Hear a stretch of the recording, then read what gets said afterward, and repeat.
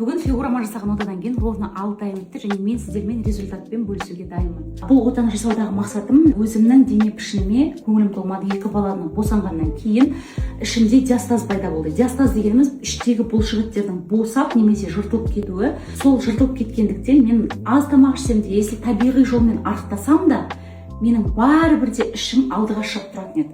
Сондықтан біз оны максимально түрде көрінбеу үшін абдоминопластика отасының арқасында іштегі бұлшық еттің барлығын тартып, пупогымды формировать еттік, табиғи әдемі талия формировать еттік. Ешқандай кожам менің босап тұрған жоқ, барлығы өз орнында, қыз қалпында деп айтайыншы. Менің денемдегі қолымдағы, арқамдағы, ішімдегі артық майлардан липофилинг отасының арқасында, то есть бөксе мен попаға сол майларды толтырдық. Табиғатымнан менде бөкседе, попада болған жоқ. Өздеріңіз көріп отырсыздар до қандай болғанын. Міне после осындай результатпен мен Москвадан оралып, қазір енді конечный результат болғаннан кейін сіздермен бөлісіп жатырмын. Тамақтарымды көтеріп үйге келе жатырмын. Видеоны түсіріп алып. Пәшпөнім ұйықтамақ па? Күнім отыр ғой. Естіп тамаға келдім сендерге. Мүйізім толған шөп, емшегім толған сүт деп. Что там? Пончигіңді жасадың ба, Ярасыл? Я. Мәссаған, ты сам приготовил? Кинжапа чуть-чуть тесто. Ярасыл, Это тесто, все это сам приготовил. можно я приготовлю пончик, Лида? Смей там, пусть кто-то тебе поможет. Пончик ты будешь стричь, мен?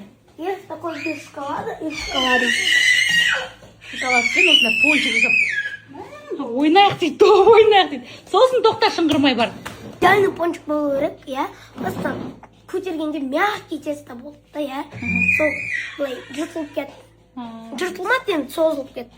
Баламның өз қолымен жасаған. Қазір тоқта. Қазір мен пончикті жеп көрейін да енді, я? Путюх.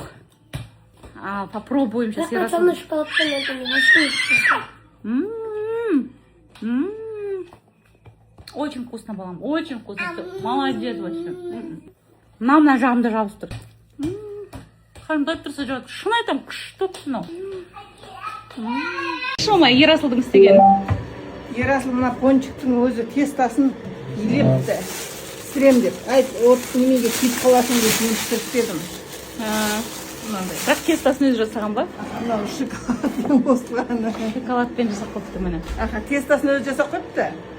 Еще анаға қоппаңын көтерілсін деп, дрож қосып, бәрін араластырып, кәдімгідей әйбаттап жасап қойыпты. Молодец. Біздің үйде повар деген көп. Өзім пісірем дейді ғой. Киіп қосын дедім. Май Ойыншымыз май, ыстық май деген. Бірақ тамақ істегенге желание күшті. Мен кішкентай кезімде тоже сондай едім, маған тартып сол жағы. Бірдеңке өзім пісіргім келеді. Өткенде де сондай бірдеңке пісірем деп. Оладушки пісірген. Иә, оладушки пісірген. Содан кейін ана вареный пельмени жасаймын деп. Одан не қылдық. Почти өзі жасады ғой ол кезде. Бүгін Альмираның қайнатасының туған күні болды. Содан ана жақта еще несі бар? Тойбастары бар. Маған да беріп жүрді тойбастар. Рахмет, Альмикош алып жатырмын тойбастарды. Міне. Рахмет. Мама кетіп берді. Түнгі шай ішейік деп отырмыз. Сарқытпен ба? Иә. Түнгі шай. Түнде шай ішеміз ғой, түнгі сағат 2-3-те. Біздің үйдің тұрғындары ұйықтамайды. Мамам екеумізден бір контент болсын. Мамамның маған берер ақылы. Маған көп оқырмандарым жазады. Байдан қайтқан, байдан шыққан деген сияқты ауыр пікірлер көп келіп жатады. Соған сіз не айтар едіңіз?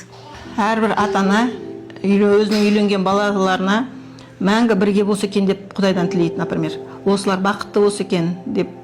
Ал жастардың өзі де үйленген кезде екеуміз мәңгі бірге боламыз деп ойлайды. Бірін-бір шын сүйіп, жақсы көріп үйленеді. Ажырасамыз деп ешкім үйленбейді. Бірақ өмірде неше түрлі жағдайлар болады.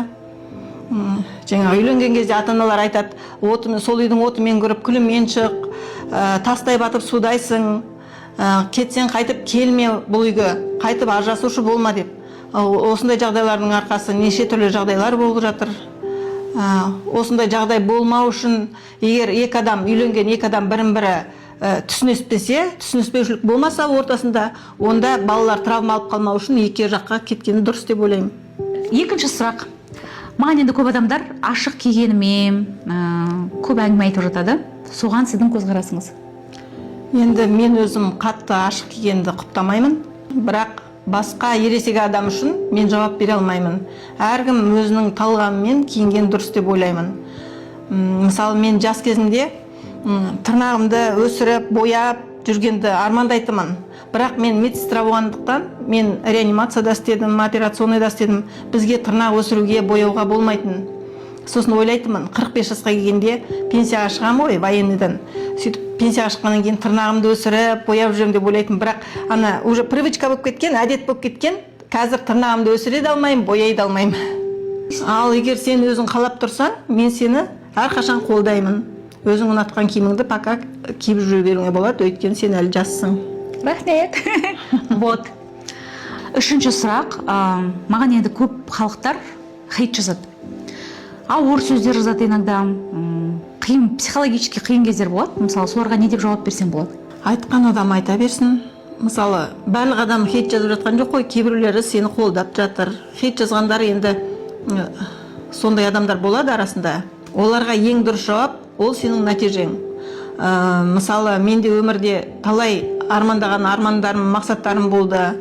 Соны ел не дейді, мына кісілер не дейді, туысқандар не дейді, көршілер не дейді деп сол талай армандаған мақсаттарыма жете алмаған кезіндерім болған. Енді сенің істеп жатқан еңбектерің бәрін мен көріп отырмын. Бәрін жақсы жасап жатырсың. Ешкімді тыңдама, өзіңнің жүрек қалауымен өмір сүр. Осымен біздің сұрақ жауабымыз бітті.